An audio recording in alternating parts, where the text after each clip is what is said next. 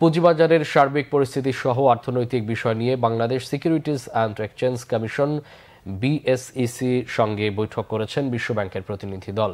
রাজধানীতে বিএসইসি ভবনে বেলা 11টার দিকে এই বৈঠক শুরু হয়। 1 ঘণ্টার বেশি সময় চলা বৈঠক শেষে কমিশনের চেয়ারম্যান খন্দকার রাশেদ মাকসুদ কথা বলেন সাংবাদিকদের সাথে। তিনি জানান, বিশ্বব্যাংকের সাথে পুঁজিবাজারে সুশাসন ফেরানো ও সার্ভিলেন্স নিয়ে কথা হয়েছে। বিশ্বব্যাংকের কারিগরি বিষয়ে বিএসইসিকে সহায়তা দেবে বলে জানিয়েছে বিএসইসি চেয়ারম্যান।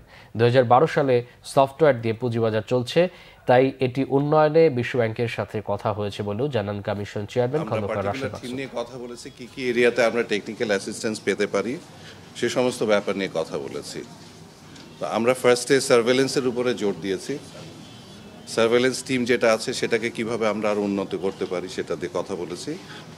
এছাড়া আমরা গভর্নেন্স নিয়ে কথা বলেছি, আর কথা বলেছি আমরা আমাদের নিজস্ব ইআরপি এবং সিস্টেমস কি আইটি ইনফ্রাস্ট্রাকচার ডেভেলপ করা যায়।